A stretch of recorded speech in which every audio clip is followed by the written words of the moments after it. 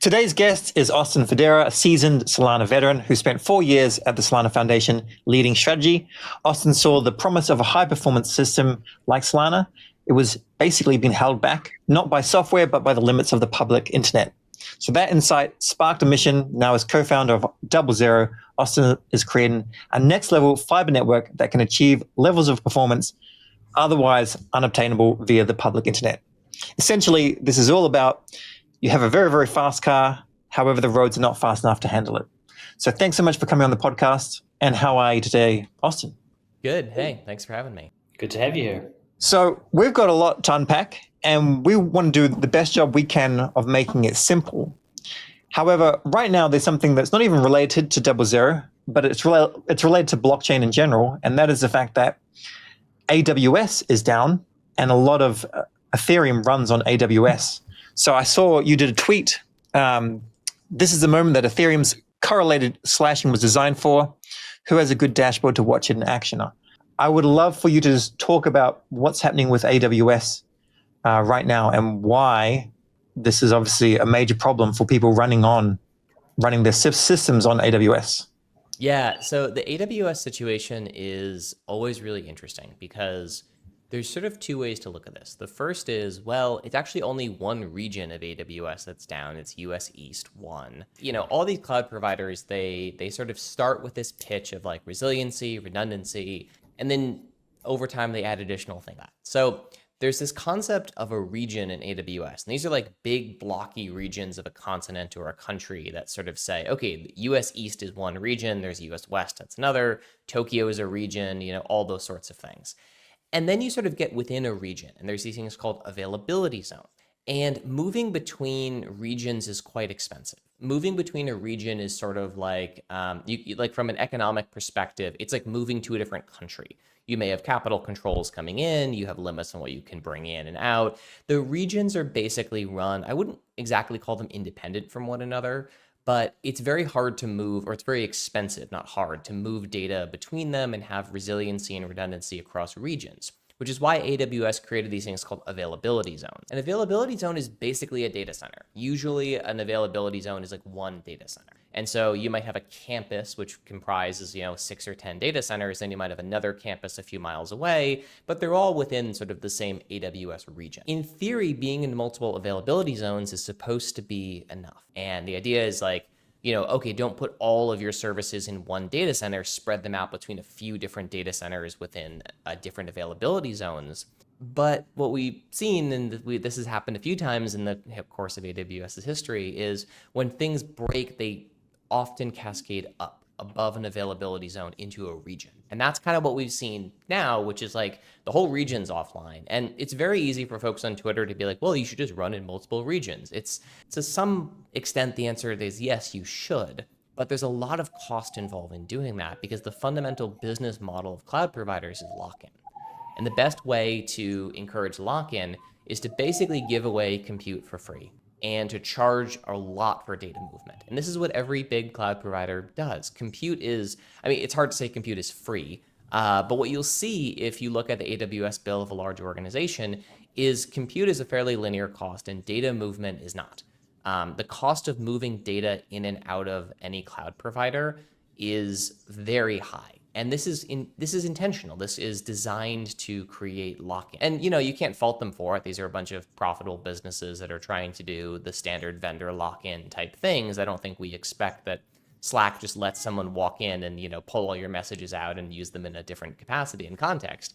But that is sort of the way these cloud providers have been. And so what we look around at and we see sort of internet is not a fast enough resource to run everything on. And that's why we created DoubleZero, is that there really is this real need in the market, both in Web 2 centralized systems and Web 3 distributed and decentralized systems, where the current fabric of the internet is not up to the performance characteristics necessary to allow us to actually build systems that kind of have that classic DeFi deconstructed Caesar salad view of the world, where I'm getting compute from Amazon, I'm getting storage from Shelby, I'm getting smart contracts from a different blockchain, and all these things can actually interoperate and you can move data freely between them.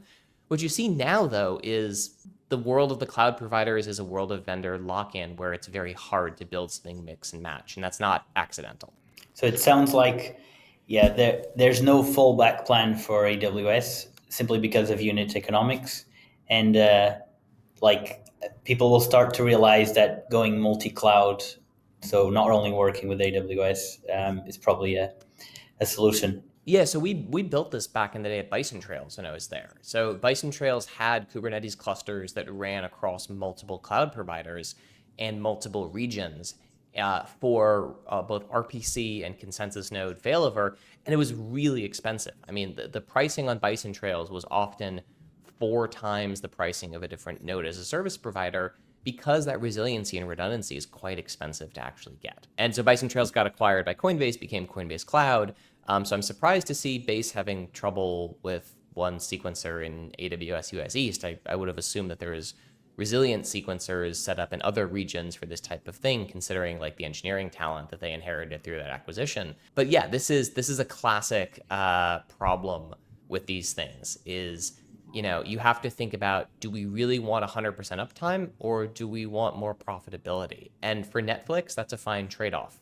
For, a perps DEX, probably not the right trade-off. Wow, that's interesting. I didn't even realize. So Base is also having issues. Yes. Well, it sounds like we actually have the exact right person for this to happen to, for us to get it explained very nicely. So appreciate that. I think this would be a good time to pull up the dashboard of DoubleZero, so you can maybe help explain essentially what DoubleZero is. Yeah, this is, I love this visualization because what we're building is not that intuitive if you're coming from a software world. So what DoubleZero is at its core is it's a new physical infrastructure layer for high performance distributed systems like blockchain. And so what you're looking at here, if you're on the video version of the show, is the dashboard, which is doublezero.xyz/dashboard. And this represents, this is all of the fiber links that are contributed to the DoubleZero network at the moment. You can actually click on one of them and you can see its latency, you can see its capacity, its utilization. If you click on the squares, you can sort of see the data centers at the end. It'll tell you how many validators are connected at that specific location. And then if you click on a link, you can actually see stats around that particular network link. Oh, here's the utilization, here's the latency, here's the capacity of the network. And that's pretty much what this is at the end of the day. It's a physical fiber infrastructure network. So these are not like software abstractions. This is all powered by on-chain data. And these are literally the pieces of fiber, and that like there's a dude in a data center somewhere that's like plugging a cable into a cable. And like that's how you build the DoubleZero network. And so we have 11 independent contributors today and are kind of expanding out from there to service different types of connectivity around the world. And the first place we started with this is the Solana blockchain. But the goal of DoubleZero is to support all types of high performance distributed systems, whether those are blockchain systems or non-blockchain systems.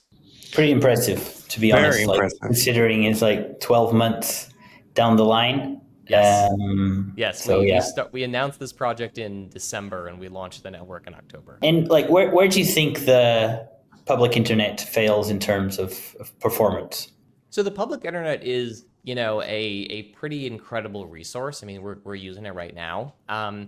The thing about the public internet is the model it was built for is not the model of today's distributed systems. And neither is it the model of today's centralized systems. I think maybe it's, before we get to sort of where the public internet falls over, maybe it's worth doing a little bit of history on how we got to this place, which is almost every large tech company today and almost every large financial company does not use the public internet for the majority of their data transport. We think of these big public internet companies like Google and Amazon and Microsoft and Facebook and OpenAI as like public internet companies. These are what these people are known for, building products that like revolutionize the public internet. All of them run massive private fiber networks because the public internet actually is not up to the task for which they set themselves up to serve. Now, there's nothing, inherently wrong with that, but Facebook and Meta, they're the largest investors in subsea fiber at the moment. And they're not investing in subsea fiber because they want to make the internet, a better, more resilient place for all of us. They're investing in private subsea fiber because they need your Instagram Reels to load instantly, no matter where you are in the world. Because the more Reels you look at, the more ads you see, and Facebook is, at the end of the day, an ad tech company. And so if like the entire power of like loading Instagram Reels is too much for the public internet, like what are we doing trying to run blockchain consensus and compete with traditional finance using something that's too slow for Instagram? And you know, traditional financial players have been using private fiber for decades. The original sort of moment that captured, I think, slightly mainstream attention was Flash Boys, which was this crazy story about drilling a fiber line, you know, through a mountain to cut off a few milliseconds. And there's a lot in that book that's like not particularly accurate, as I think are true of most Michael Lewis books. But the core concept of it is correct, which is that in trading, if you can be smarter than your opponent or faster than your opponent, you should pick faster, because it's very possible to be smart and get something wrong. It's very hard to be faster and get something wrong. If I know where the market's moving, yeah, maybe I'm not going to be able to, you know, pull a big short just using that, but I'm going to consistently be able to outperform my competition, and those gains compound over time. And suddenly you have a billion and billions of dollars of trading firms that are really set apart from each other, in part based on the edge of speed. And so blockchain has always had to run on the public internet. We've never had an alternative until DoubleZero. And so, you know, between Solana and Aptos and Sui and Fogo and MegaETH and Monad, like we finally have this advent of fast enough blockchains where the public internet is a bottleneck holding them back. Yeah, indeed. So public internet is like optimized for costs, and private is really for speed. And it's actually cool that you bring that up. One of our first video when we started the Fogi's Hub 6 months ago was actually about latency wars, and we did bring up the example of New York to Chicago sort of straight line, which is a super secret project that some people suddenly found out about, to shave off just a couple of milliseconds. Definitely impressive. Yeah, I mean, people go to pretty crazy lengths for this too. I mean, so fiber is not really used as much in trading anymore because, except for like going across the oceans or something, because the speed of light through glass is slower than the speed of light through air. And so microwave towers actually are, you know, preferable for a lot of trading execution data because it's just slightly faster than a fiber optic cable. And shortwave is even faster. And so you actually see, you know, nowadays it's this whole mixed medium of transmission of data around the world for trading firms. Where we are in blockchain, fiber is a orders of magnitude improvement off the status quo today. But, you know, over the years, DoubleZero will incorporate microwave technology and maybe even satellites and, you know, who knows, maybe even shortwave someday for trader-focused products that are less focused around things like blockchain consensus and state propagation, and are really trying to provide that edge to professional traders who are trying to act on arbitrages or other types of market events. That is very insightful. It's hard for me to envision how, like, you're the first person to decide to go from you know, working at the Solana Foundation, then moving across here and just going full on into from strategy to hardware. Even though I know, I've known for quite some time, you're very technically gifted. So what was the kind of the point where you realized this has to be done?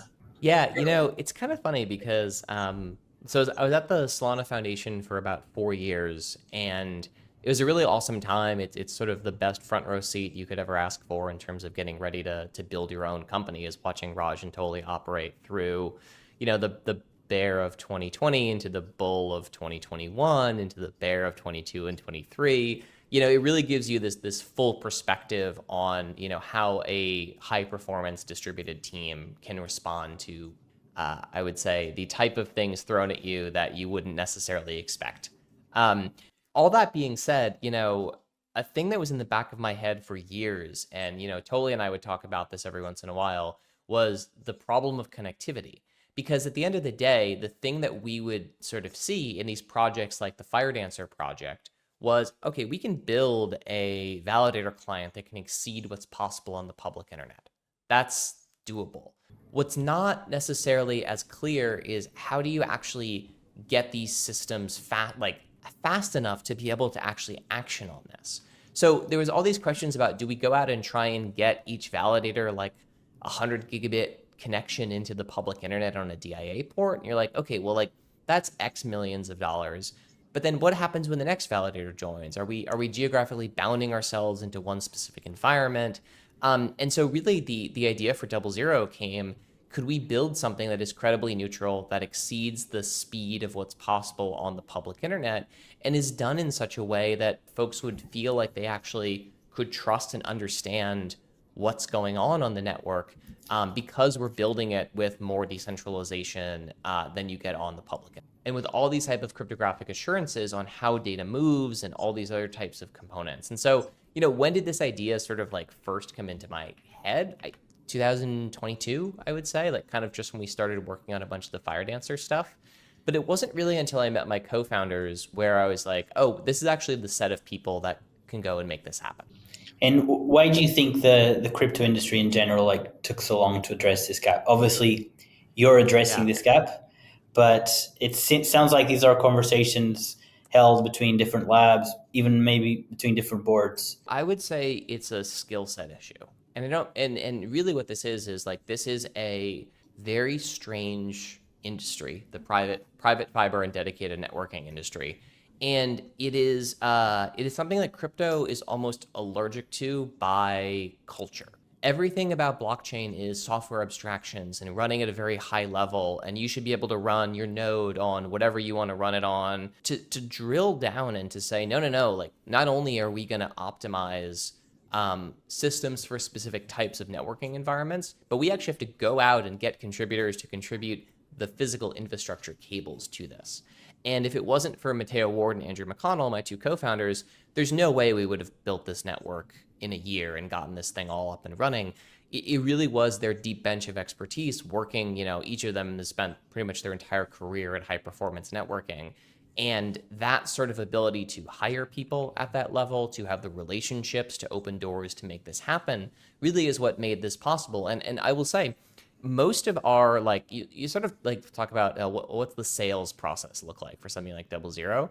Most of it is educating folks who work for layer 1 and layer 2 protocols about how little they understand about networking. I was very much in this boat when I kind of first started getting involved in this stuff. I was like, public internet's pretty good. I mean, like it works fine for everything we're doing. And everyone's like, wait, no, it really actually doesn't. Like this is, this is sort of the equivalent of being like, like showing up to like the Super Bowl as a photographer and be like, the telephoto zoom on an iPhone is actually pretty good. It's like, yes, it is awesome when you're taking pictures of your toddler running around the park. It is not awesome if you're showing up to photograph the Super Bowl. And really, this is basically like a big growing up moment for crypto where it's like, blockchain is finally valuable enough that it can fund and support this type of network and make use of it.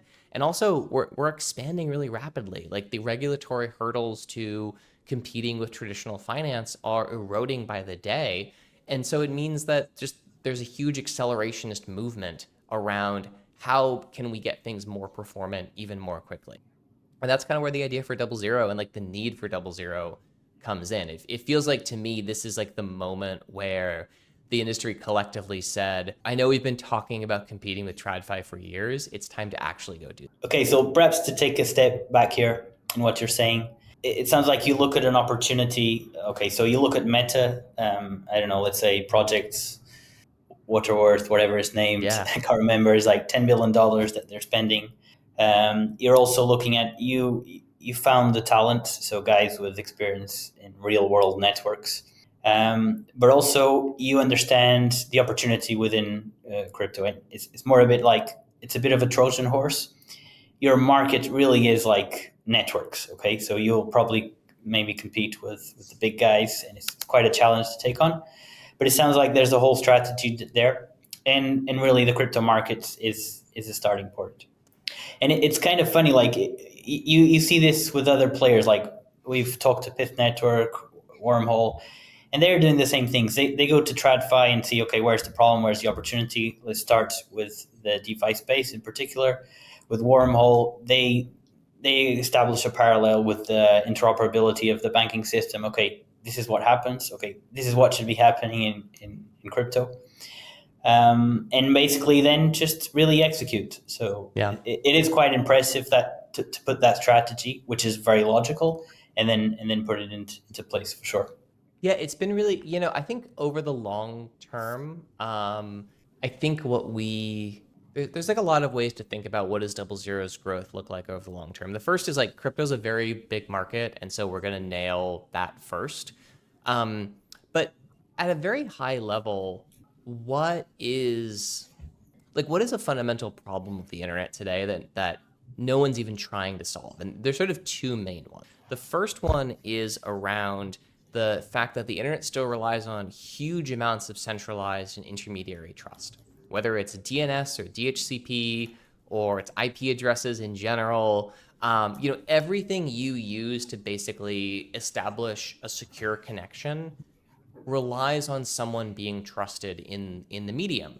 And we can talk about this hypothetically. It's like, oh, it's such a problem that we have just a few organizations making SSL certificates.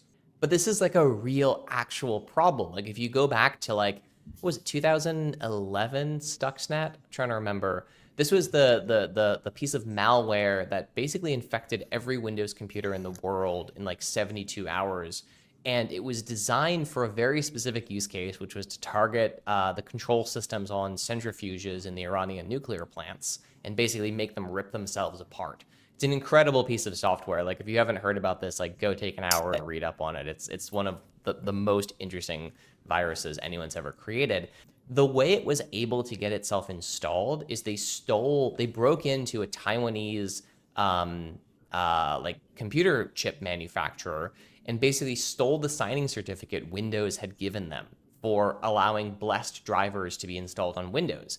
And so, even something like that, where you're this audio company in Taiwan that makes sound cards and network cards, someone got a copy of their signing certificate and was able to basically and Windows just trusted everything signed by that. And so they got all this malware to be able to be installed on these computers.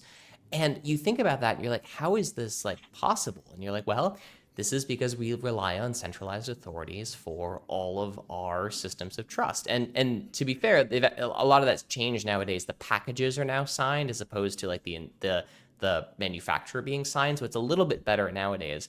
But there's so many examples of this in the world where, one of our major markets and ideas is just switching everything over to public key, private key cryptography.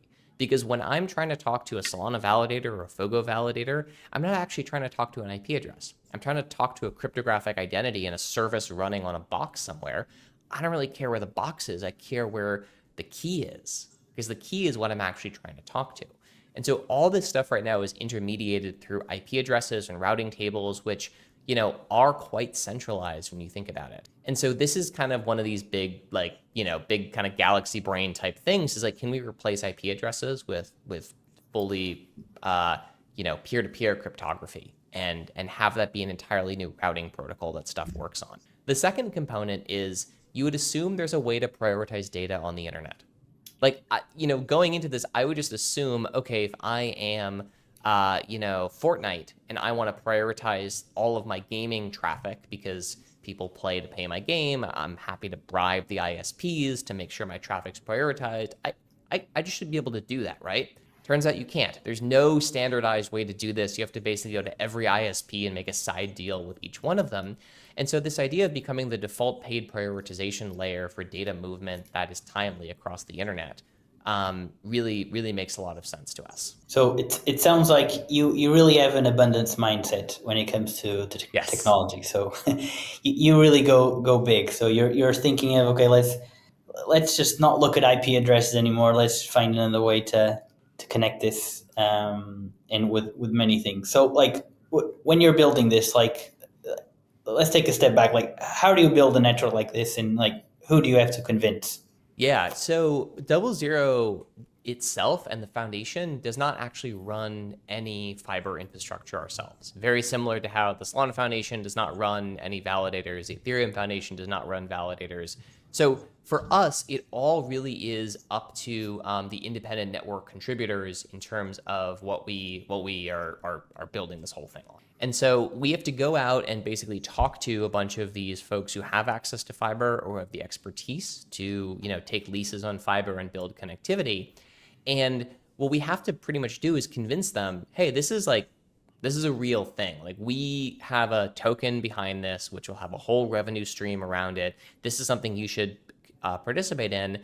And at the same time, the sort of CapEx and the OpEx of this network is much higher than an L1. So if you're building a new L1, like, Fogo is building a new L1, a lot of effort goes into that, but the actual operating expenses are pretty low. You have maybe 50 servers around the world that you have to run. Each server, let's say, is $2,000 a month. Like, that's actually not that much money at the end of the day.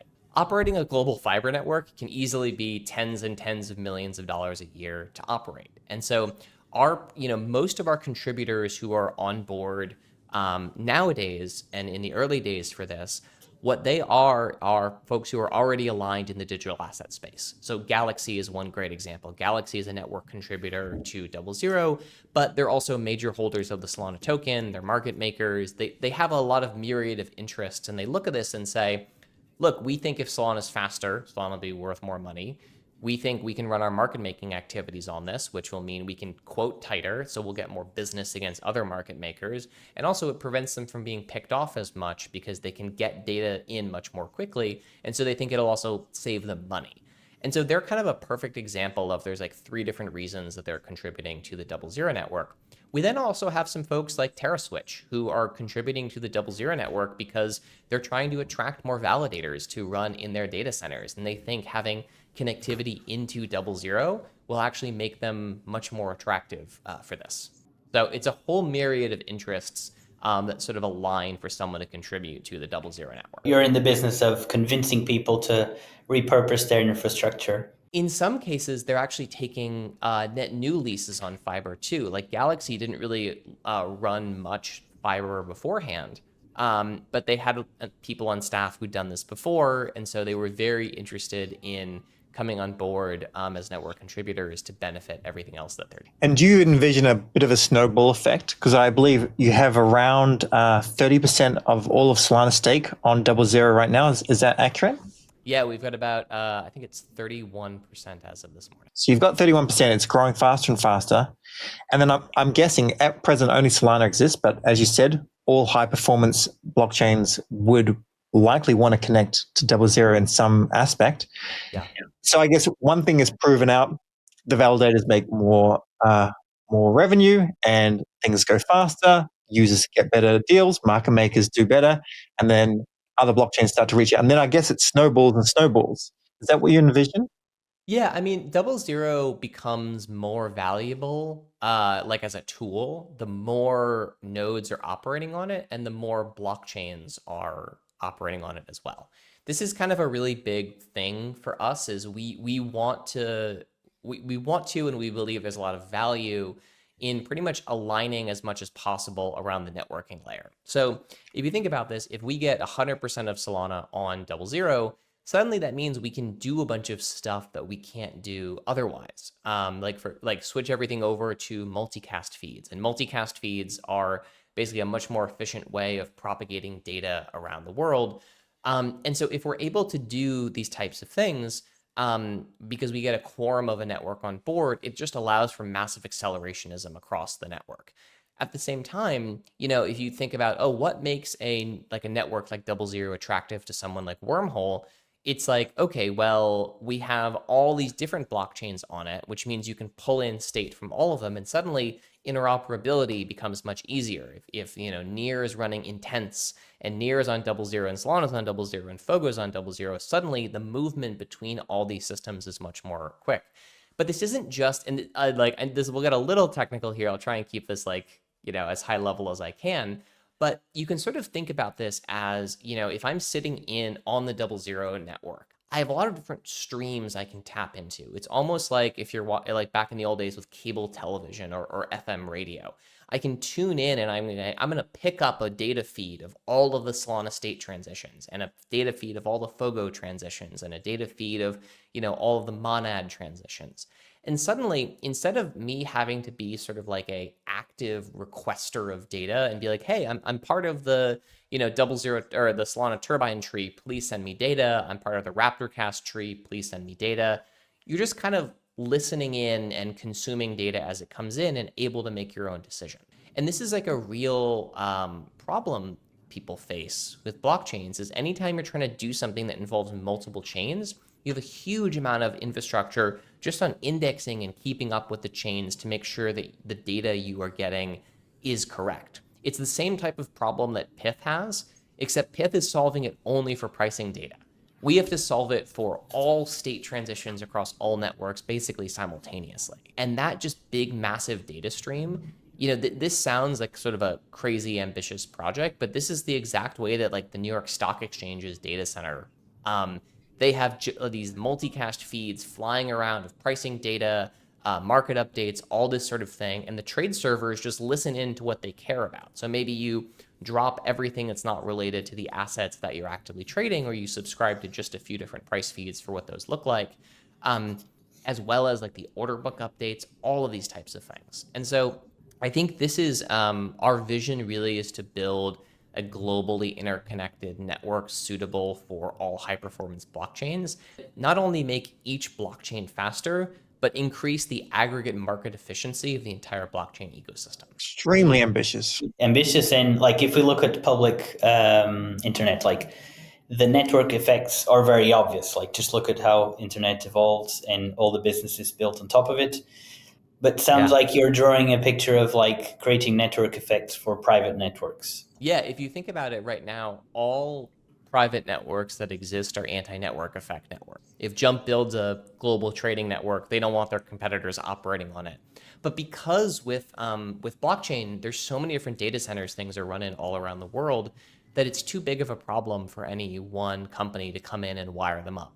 And that's what DoubleZero exists for, to sort of aggregate the resources of all these contributors to produce positive sum outcomes for everyone. And that's part of the thing that I just find like deeply inspiring and cool about this project is, when it is operating as it should be, it really increases the aggregate performance of all blockchains. And this was something I felt very strongly about in opting to leave the Solana Foundation. I didn't want to go build something competitive with Solana. That didn't feel like the right move for me in how I sort of view the world and also kind of, all the relationships I have in that ecosystem. I wanted to build something that'll benefit all types of blockchain systems out there. Robinson from Wormhole, because he reshared a tweet from Robert Sachs, who's the founder of Fogo, where Robert suggested a triple force. So Fogo powered by Wormhole and DoubleZero, arguing that a bunch of co-located, purpose-built chains bridged via Wormhole is the real end state, sort of suggesting that this is a way to unlock a cross-chain future. So it sounds like you would agree with that. Yeah, I mean, I would say we don't have a perspective on what will win out is, I think, the way I would say it. So, and to that extent, what I mean there is it's entirely possible that Robinson's view of the world ends up being the one that catches on. It's also entirely possible that the Ethereum L2-centric world is the one that catches on, and you have basically a bunch of hyper-local markets all around the world that need a fast connectivity layer to synchronize all of their state to create the appearance of a global market. It's also possible that the Solana view of the world catches on, and it's multiple concurrent leaders built in multiple locations that ends up catching on. Either way, like the only thing that we know for sure is that we're going to need a hell of a lot more connectivity with a lot more throughput capacity. And also these technologies like multicast that simply are not available on the public internet. No matter what your thesis of blockchain is, if the thesis is things need to be faster than they are today, like that's where the DoubleZero network fits in. And so, we describe ourselves as base layer neutral infrastructure for a reason. There's, I may have personal opinions about where I'm investing my money in terms of what I think is going to win out over the long term. But, at the end of the day, the tools we're building have to be open and permissionless and available to anyone, because their thesis might be right and my thesis might be wrong. And, we want to support anyone who's looking to build ambitious new distributed systems. So you're right down here at the bottom, and then people can build on top of you. Is this also why, is this how DoubleZero got its name, or how did DoubleZero get its name? Yeah, the name kind of comes from this two-ring architecture of the idea of stuff that's in the network and out of the network, which is kind of just, it's one of those classic things of like the code name ends up catching on and becoming like the actual name for the project. So that's kind of that's where a lot of this originally comes from. And then, when we're sort of thinking about what the future of this holds, it really is this dual ring approach where you have data movement within a very high performing network that can interface very well with traffic coming in off the public internet. We looked up DoubleZero. We couldn't find anyone talking about it. We were thinking, okay, is it because of layer 0, layer 1, layer 2, layer 3, taking it down another level? Oh yeah, there's a little bit of that too. I would say that like crypto has a perennial problem of naming things poorly.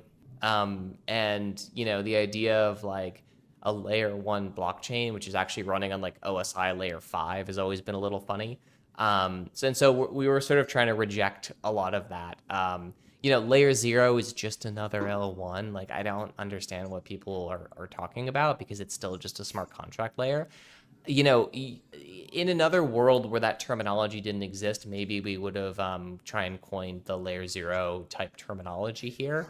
But at the end of the day, you really have to think about if it's a layer 0, there's nothing under it. And even for DoubleZero, like we are an OSI layer 1, 2, and 3 network. There is actually layering to that software architecture and hardware architecture as well. And so, I think one of the things we have are a lot of engineers that care very much about people understanding the decisions that they're making, and they have a real focus and desire on being accurate. And so that's kind of where that's pretty baked into our DNA at this point. Definitely. So let's talk our favorite topic, Fogo. For those that aren't familiar with Fogo is basically a high performance layer 1 built on the Solana virtual machine. And it's essentially hyperliquid competitive. It's a chain built for trading. And I believe Matteo, your co-founder, is a contributor to Fogo. Why do you think Fogo is such a good fit for DoubleZero? Yeah, I mean, so Matteo's not actually technically a contributor. We're just helping out with a bunch of stuff because we think it's an interesting project. But, at the end of the day, the way we think about this is anyone who is trying to maximize what you can do on DoubleZero is someone we want to support and make sure that they're able to use DoubleZero to the full extent that they would like to. And so what the folks at Fogo seem like they've been really interested in doing is basically going like all in and saying like, okay, we want to use this. We want to set up multicast feeds. We want to do all these different components on it. And for us, that's really exciting because, the live or die for a project in the early days is adoption. And I mean, even for a later stage project too, but especially in the early days, like the thing that put Solana on the map was Serum. It was someone coming in and being willing to build like a hyper optimized clob on chain for what Solana can do. And, Fogo, like if Fogo is interested and willing to be that kind of like, hey, look, we're going to go all in on DoubleZero and sort of show what this network can do. Of course, we're going to give them a ton of support and make sure that, anything that they need from an infrastructure standpoint is set up and running and that we can support all that work. So it's very exciting to see. Great. And you mentioned a couple of minutes ago that basically one of the advantages is for market makers. So you mentioned that they can quote tighter. And what that means is if a price is trading at a certain range, let's call it, I don't know, between $1 and $1.01, market makers want to be able to cover that trading. But if the price changes, they want to be able to cancel their order and basically add more liquidity to a different level. What other things can you help people building on Fogo or active on Fogo? Yeah, so Fogo's a little bit of a different beast because it's designed to run in one data center at a time. And so I think a lot of the functionality of DoubleZero for like a Fogo data center is around making it easier for read nodes, so RPCs, indexers, to keep up with the consensus network. So you look at like Hyperliquid, for example. Hyperliquid has a really nice trader experience, but if you're trying to pull data from the chain, you're significantly behind the tip of the chain. The read nodes are really struggling because of the amount of demand, right? So it's kind of a champagne problem. But read nodes are always in a disadvantage relative to consensus nodes. And it can be a pretty big disadvantage sometimes. And so one of the things that we think is really important over the long term is that folks are able to, we're able to level the playing field on consuming data coming off of blockchains. If you're, 12 Fogo nodes in one data center and your trade servers in that data center, we're not going to be able to help much on transaction delivery. Where we are going to be able to help is when there's 500 trade servers that all want like the most up-to-the-date, block by block, every 10 milliseconds state updates that they can get. Multicasting that out over DoubleZero makes it significantly fairer than trying to do it through any other type of system. And fairness really is the hallmark of any trading system. If a system is fair, it's considered credible. If a system is unfair, it's very hard to establish trust and credibility through that system. Yeah, we definitely need faster RPCs. So sometimes I'm playing on Meteor on Solana, and it's like 900 millisecond RPC. Just for whatever reason, they just go slower. Something well above my level of technical understanding. Some of it's just physics, like when you're dealing. So maybe it's kind of worth doing a quick little like unicast multicast. So like in a unicast system, you can only send data once at a time. So I have to send you data, and they have to send you data, and you data, and you data, and there's just limits on how fast a server can send out data. And so with multicast, they send it once, and the hardware replicates the data and gets it to wherever it needs to go. So whether there's one server receiving data or 1,000 servers receiving data, it's the same amount of work on behalf of the validator. So it's a bit, perhaps using a very simple analogy, is like you own a newsletter, and you either have to send an email to everyone that signed up to your newsletter one by one, or you just blast it out to everyone. Yes, exactly. Cool. I think this has been great, Austin. Seb, do you want to close off with the final question? Yeah, I'd love to know, what does DoubleZero look like in a year's time? Yeah, I think we'll expand the number of contributors. We're hopefully on, 3 or 4 blockchains by that time. I think we've hopefully gotten Solana to at least double its transactions per second capacity. That's kind of the whole structure that we're looking at there. So, I don't know, a lot can happen in a year. Yeah, it can. But a couple more blockchains would be fantastic. And if we can get more speed, more throughput, this would be wonderful. Thanks so much for coming on our show. We really appreciate your time and for you sharing your vision on DoubleZero with us. Thank you. Thanks for having me.